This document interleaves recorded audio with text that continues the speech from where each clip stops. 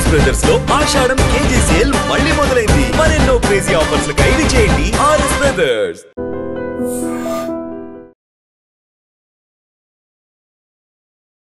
నమస్తే, welcome to iDream social spotlight with కవిత.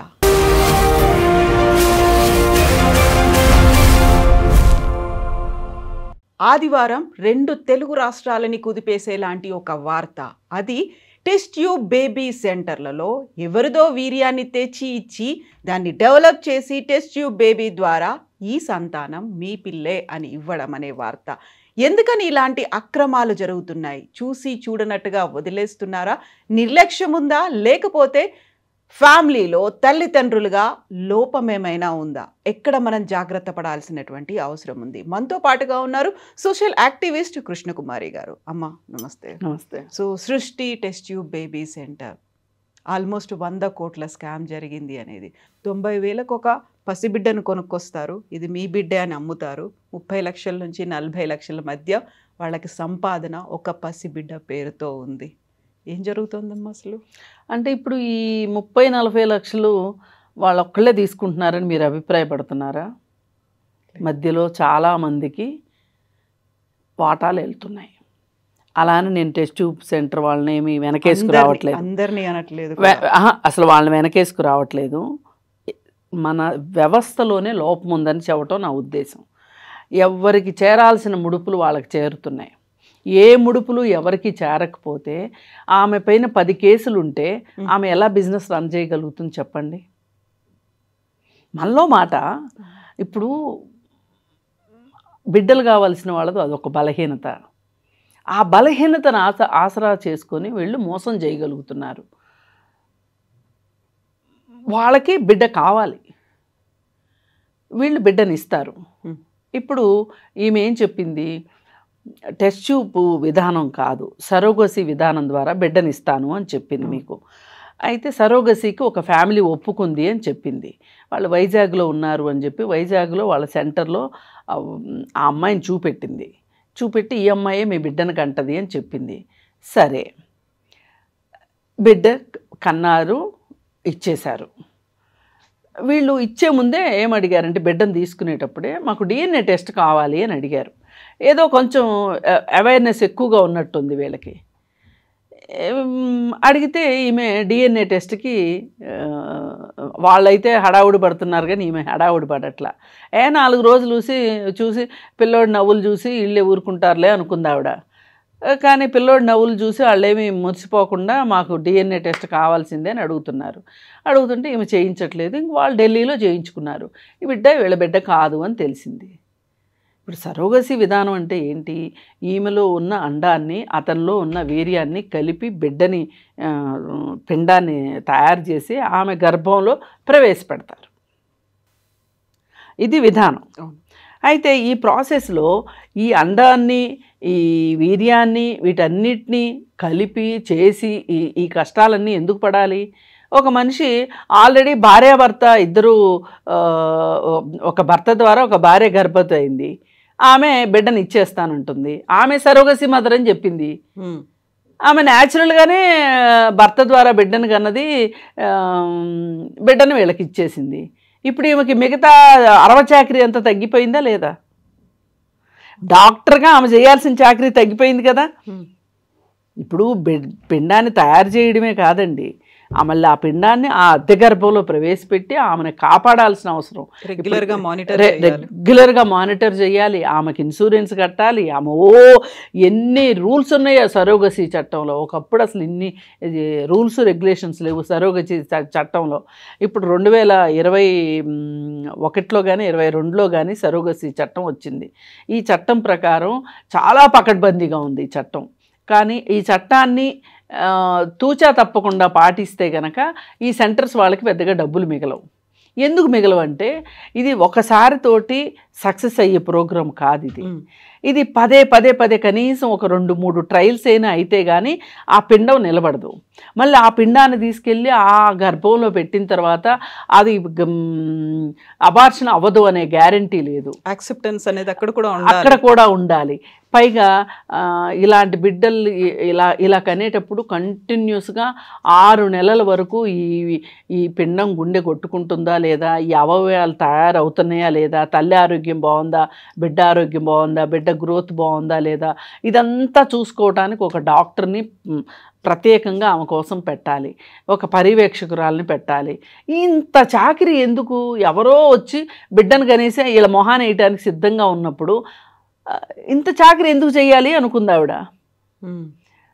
నిజానికి ఈ బిడ్డ కావాలనుకునే తల్లిదండ్రులకు కనుక ఈ అవేర్నెస్ లేకపోతే ఈ కథ సుఖాంతం అయ్యేది. అసలు మనం మాట్లాడుకునే వాళ్ళమే కాదు. అవును కదా, పట్టుబట్టి డిఎన్ఏ టెస్ట్ కోసం వెళ్ళడమే జరిగింది. అయితే ఇక్కడ దీని విషయంలో మార్పులు రావాలి అంటే అసలు టోటల్గా సరోగసి విధానాన్నైనా రద్దు చేయాలి ఒకటి. రెండోది పూర్తిగా పర్యవేక్షించాలి. అసలు నిజంగా వీళ్ళకి పర్యవేక్షించే బుద్ధి జ్ఞానమే కనుక ఈ ప్రభుత్వాలకు ఉంటే, కనుక ఈ యంత్రాంగాలకు ఉంటే, ఆమె మీద 10 కేసులుంటే ఆమె ఎట్లా నడుపుతుంది చెప్పండి మీరు. ఇక్కడ అలసత్వం ప్రభుత్వాందే. ఇప్పుడు మోసం పోయేవాళ్ళు ఉన్నప్పుడు మోసగించే వాళ్ళు ఎప్పుడు రెడీగా ఉంటారండి. ఇది ఒక వ్యాపారము, అవునన్నా కాదన్నా. మరి ప్రభుత్వం చేయాల్సిందేంటి? ఇది వ్యక్తిగా నేను చేసే పని కాదు, మీరు చేసే పని కాదు. మనం సమస్యల గురించి మాట్లాడి ఒక అవగాహన తీసుకొస్తాం అంతే. కానీ మన చేతిలో ఏం లాఠీ లేదు కదా, మన చేతిలో చట్టం లేదు కదా. ఏం చేసినా వాళ్ళు చేయాల్సిందే కదా. వాళ్ళు ఎందుకు చేయట్లేదు? 10 కేసులు ఉన్న మనిషి ఎట్లా చేయగలుగుతుంది? ఈ బిజినెస్ అంతా రన్ అవ్వడానికి కొంతమంది పేదరికం కూడా కారణం, కొంతమందికి అనారోగ్యం ఒక కారణం.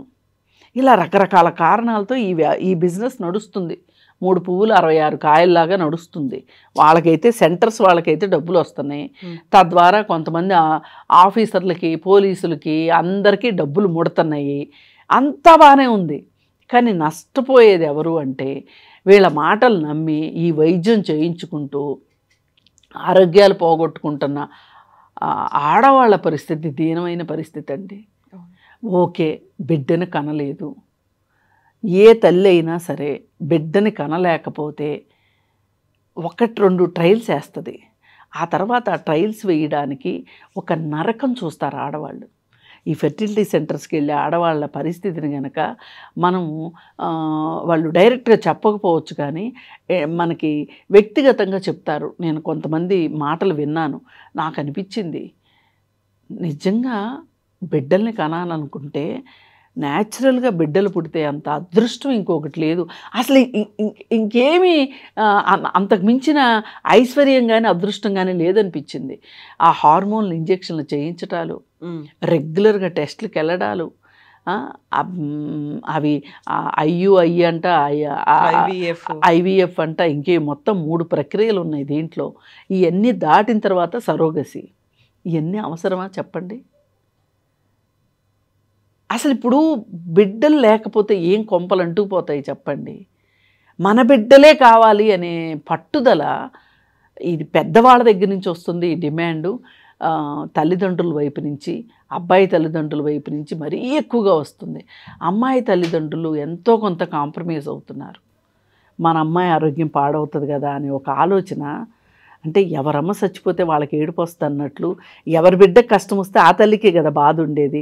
వాళ్ళన్నా సర్దుకుంటున్నారు, కానీ అబ్బాయి తాలూకు వాళ్ళు సర్దుకోవట్లా. ఓ పక్కన అబ్బాయికి స్పెర్మ్ కౌంట్ తక్కువ ఉంది అని తెలిసినా కానీ వాళ్ళు బిడ్డను పెంచుకుంటే నష్టం ఏంటి అని లేకోకుండా ఎవరి స్పెర్మ్ అయినా పర్వాలేదు, మా కోడలు ప్రెగ్నెంట్ అవ్వాలి అని కోరుకోవటం. అంటే ఈ బిడ్డల్ని కనడం ఒక సొసైటీలో ఒక ఏమంటారు కదా, ఒక మర్యాద, ఒక గౌరవం, ఒక స్టేటస్ సింబల్ లాగా అయిపోయింది. మరి ఎందుకండి ఇంత ఇవన్నీ? మనం మనుషులు సహజత్వానికి దూరంగా వెళుతున్న కొద్దీ వచ్చే సమస్యలు ఇవన్నీ. అమ్మ ఇప్పుడు ఒక కేసు ఢిల్లీ దాకా వెళ్ళారు, వాళ్ళంతటా వాళ్ళు డిఎన్ఏ టెస్ట్ చేయించుకున్నారు కాబట్టి పోలీస్ స్టేషన్కి వెళ్ళింది, ఇది బయటపడింది. ఇమాజిన్ కొన్ని ఏళ్లుగా ఇదే జరుగుతోంది. హైదరాబాద్, విజయవాడ, విశాఖపట్నం, 3 దేశమంతా జరుగుతుంది. మీకు ఒకటి తెలుసా, అసలు గుజరాత్లో ఇది ఒక కుటీర పరిశ్రమ, సరోగసి. ఇప్పుడు మన మంచు లక్ష్మి కూడా గుజరాత్లోనే బిడ్డను కానీ తీసుకొచ్చుకుంది సరోగసి పద్ధతిలో. ఆమె బోల్డ్గా చెప్పింది. ఇప్పుడు ఆమె కనుక చెప్పకపోతే మనం చెప్తే పెద్ద కేసు అవుతుంది. ఆమె చక్కగా బోల్డ్గా చెప్పింది, నాకు ఆరోగ్య సమస్యలు ఉన్నాయి, నేను గుజరాత్లో బిడ్డను కన్నాను, తీసుకొచ్చుకున్నాను. గుజరాత్లో ఇది ఒక జీవనాధారం చాలామందికి. ఇప్పుడు వైజాగ్లో బిడ్డను కానీ చెల్లారు చూడండి, వాళ్ళకు కూడా జీవనాధారం అది. ఇప్పుడు కొంతమంది అబ్బాయిల్ని కూర్చోబెట్టారు అక్కడ, నాకు చాలా బాధ అనిపించింది. పేదరికం ఎంత పనిచేయిస్తుంది మనుషుల్ని అని. వాళ్ళు వీర్యాన్ని అమ్ముకోవడానికి వచ్చారు, అండాలను అమ్ముకుంటున్నారు అమ్మాయిలు.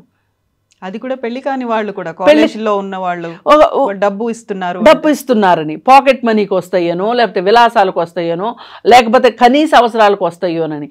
అసలు ఆ దుస్థితి, రక్తం అమ్ముకున్నట్లే కదండి ఇది కూడా ఒక రకంగా. అంటే పేదరికం ఎంత పని చేయిస్తుందో చూడండి. లేదు అనుకుంటే ఇవాళ మార్కెట్ మనుషుల్ని ఎట్లా నడిపిస్తుందో చూడండి. మాల్స్లో సినిమా చూడాలి, మాల్స్లో లంచ్ చేయాలి, మాల్స్లో బట్టలు కొనుక్కోవాలి. వీటికి డబ్బులు ఎక్కడి నుంచి వస్తాయి? ఇప్పుడు ఒక కుటుంబంలో అర్థమైపోయింది ఇది మా బిడ్డ కాదు అనేది తెలిసింది. అలాంటి వందల కుటుంబాల్లో ఇప్పుడు ఒక అనిశ్చితి అనేది ఉంటుంది కదా, నిజమైనా ఒకటే పిల్లడు కాదేమో. అసలు దీన్ని ఇంతంత మనము గ్లోరిఫైడ్గా మాట్లాడుకోవటం కూడా రాంగ్ నన్ను అడిగితే. ఇప్పుడు నేనే ఉన్నా, నా బిడ్డ అని నేను నమ్ముతున్నా, నా బిడ్డ కాదు అని నాకు తెలిసినా తెలియకపోయినా నేను ఒక మాతృత్వాన్ని చవి చూశాను నా బిడ్డ ద్వారా. దేర్ ఇన్స్ ద మ్యాటర్. ఇలా తీసుకోగలగాలి. ఇలా తీసుకునే మనస్తత్వం ఉంటే అసలు బిడ్డలు లేకపోయినా పర్లేదు, ఏ బిడ్డనైనా పెంచుకుంటాను అనుకుంటారు. మనుషులకి ఆ మనస్తత్వం రావాలని నేను కోరుకుంటున్నాను. అప్పుడు ఈ బిజినెస్లు రావు, ఈ పుట్టగొడుగులాగా ఈ బిజినెస్లు పుట్టవు. నాకు తెలిసిన వాళ్ళు ఒకళ్ళు ఉన్నారు, బిడ్డలు లేరు, చూశారు ఒక 15 ఏళ్ళు వెయిట్ చేశారు. ఇలా ఫెర్టిలిటీ సెంటర్లకి డబ్బులు పోసారు. చివరికి ఎవరో చుట్టాల్లో ఎవరో మూడోసారి కూడా అమ్మాయి పుడుతుంది అని తెలిసి వాళ్ళు అబార్షన్ చేయించుకుంటామంటే వీళ్ళు మాట్లాడి లీగల్గా బిడ్డను తీసుకొచ్చుకున్నారు. గమ్మత్తు, ఆ బిడ్డను తెచ్చుకున్నాక వాళ్ళకి 2 పిల్లలు పుట్టారు. అంటే ఏంటంటే హ్యాపీ హార్మోన్స్ వస్తాయి బిడ్డ మన దగ్గరకు వచ్చినప్పుడు. చాలామంది అక్క పిల్లలను చెల్లెల పిల్లలను పెంచుకున్న తర్వాత బిడ్డలు వస్తారు. అయితే వాళ్ళ ప్రిఫరెన్స్ వాళ్ళకి ఇస్తారు, అది వేరే విషయం అనుకోండి. అయితే నేనేమంటున్నానంటే ఇలా చెయ్యండి, బిడ్డలను కనండి. ఇలా కూడా కాలేదు కనకండి. చక్కగా ఎన్ని చోట్ల ఎంతమంది తల్లిదండ్రులు లేక అల్లాడుతున్నారు చిన్న బిడ్డలు. మనము మన జీవితాలని మనము సరళతరం చేసుకోవటం మానేసేసండి, అనవసరమైన వ్యవహారాలకు వెళ్ళి గందరగోళం చేసుకుంటున్నాం. ఎందుకు ఇంత గందరగోళపడాలి? అసలు సహజంగా బిడ్డలు పుట్టారు, పుట్టలేదా, పెంచుకుందాం. ఈ భావాన్ని కనుక మనం పెంచగలిగితే, ఈ అవగాహన ఇవ్వగలిగితే ఈ దరిద్రపు కొట్టు బిజినెస్లన్నీ ఆగిపోతాయండి. ఆడవాళ్ళ ఒళ్ళు గుళ్ళైపోతుందండి ఒక రకంగా. ఈ ఒక్కసారితో ఐవీఎఫ్లు కూడా ఒక్కసారితో అవ్వవండి. ఇది సరోగసి అనుకుంటున్నాం, కానీ ఐవీఎఫ్ల ద్వారా బిడ్డలు కనేవాళ్ళు, ఐయుఐయు ద్వారా బిడ్డలు కనేవాళ్ళు, వాళ్ళందరికీ ఆడవాళ్ళ ఒళ్ళు గుల్లబారిపోతున్నాయి. అసలు ఎంత అంటే ఎంత హార్మోన్స్ ఇస్తారు, ఇంజెక్షన్స్. ఎగ్స్ పుట్టకపోతే అంటే వాటిని రిట్రీవ్ చేయడంతో పాటుగా మళ్ళీ వాటిని జనరేట్ చేయడానికి ఎగ్ గ్రోత్ కోసం చాలామందికి ఎగ్ గ్రోత్ ఉండట్లేదండి. ఎగ్స్ ఉంటున్నాయి కానీ గ్రో కావట్లే. ఆ ఎగ్స్ గ్రోయింగ్ కోసం అని చెప్పి మందులు ఇస్తున్నారు. ఆ న్యాచురల్ పద్ధతిలో అవి ప్రయాణించట్లేదు, న్యాచురల్ పద్ధతుల్లో ఫలదీకరణం చెందట్లేదు. అంటే మన జీవన శైలిలో వచ్చిన మార్పులు ఇవన్నీ. మార్పుల వల్ల ఇలా జరిగినాయి. మనం ఇక్కడ ఆలోచించుకోవాల్సింది, మనకు అసలు బిడ్డలే పుట్టరా, పుట్టే అవకాశం ఉందా, ఈ పుట్టడానికి అవరోధాలు ఏంటి అనేది ఆలోచించుకోవాలి. ఆలోచించుకొని అసలు పుట్టరు అంటే చక్కగా పెంచుకోవటం ఎంత ఉత్తమమైన పని అండి. వీళ్ళకి 100 కోట్ల బిజినెస్లు చేయించడానికి మన బలహీనత, మన ఆశ వాళ్ళకి పెట్టుబడి అయిపోతుంది కదా. నిజంగా లైసెన్సులు కూడా లేకుండా స్పెర్మ్కి సంబంధించినటువంటి కలెక్టింగ్ పాయింట్లు, సెంటర్లు ఉన్నాయి. హైదరాబాద్ కేంద్రంగానే అవి దేశవ్యాప్తంగా పంపిణీ చేస్తున్నారు. దానికోసం వాళ్ళు మీడియేటర్లను పెట్టుకుంటున్నారు అంటేనే సో ఎంత అక్కడ అనార్గనైజ్డ్గా చదువుతోంది. At the same time unsocial activity అనేది కూడా అక్కడ అవుతుంది. అది ఇప్పుడు ఎగ్స్ కూడా, ఆడపిల్లల ఎగ్స్ కూడా కులాన్ని బట్టి ఒక రేటు, వాళ్ళ అందాన్ని బట్టి ఒక రేటు, వాళ్ళ హైట్, ఆరోగ్యాన్ని బట్టి ఒక అదే హైటు, ఇవన్నీ ఈ కన్సిడరేషన్స్ తోటి ఆ ఎగ్గుల రేట్ ఎక్కువగా ఉంటుంది. ఇది నిజంగా వీళ్ళు అమ్ముకునే దుస్థితిలోకి వీళ్ళు వెళ్ళడము, వాటి అవసరంతో ఇంకొకరికి బిడ్డలు పుట్టాల్సిన పరిస్థితి రావటము, రెండు ఒక రకంగా బాధాకరమైన విషయాలండి. ఈ విషయంలో మటుకు ఒకటే, తల్లిదండ్రుల వైఖరిలో మార్పు వస్తేనే ఈ సమస్యలకు పరిష్కారం దొరుకుతుంది. ఇంకా కాదు కూడదు, ఈ సెంటర్స్ ఇట్లాగే ఉంటాయి, ఈ హాస్పిటల్స్ ఇట్లాగే ఉంటాయి అంటే ఒకటే విధానం, పర్యవేక్షణ అయినా సరిగ్గా చెయ్యండి. మీరు పర్యవేక్షణ చేయటం మీకు చేత కాకపోతే సరోగసిని తీసి పారేయండి.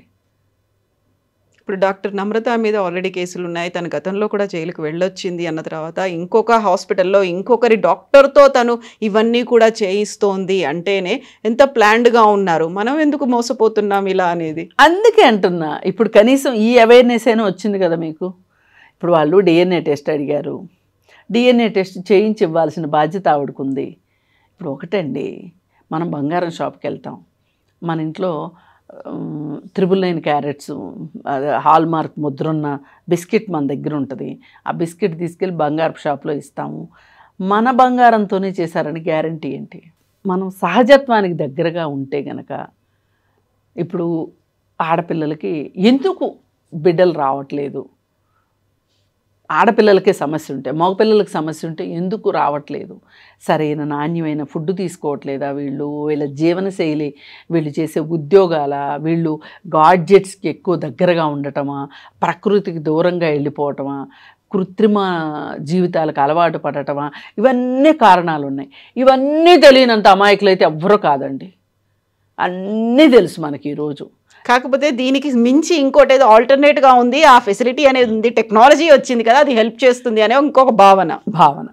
అందుకని మీరు అన్నీ పక్కన పెట్టండి, అన్నిట్లోకి టెక్నాలజీ తెచ్చుకొని జీవితాలను అస్తవ్యస్తం చేసుకోకుండా సహజత్వానికి, నేను అదే మొదటి నుంచి చెప్పేది, సహజంగా ఉండండి, సహజమైన తిండి తినండి, సహజంగా ఉండండి. పిల్లలు పుడతారు, ఒక్కవేళ పుట్టరు ఏమవుతుంది?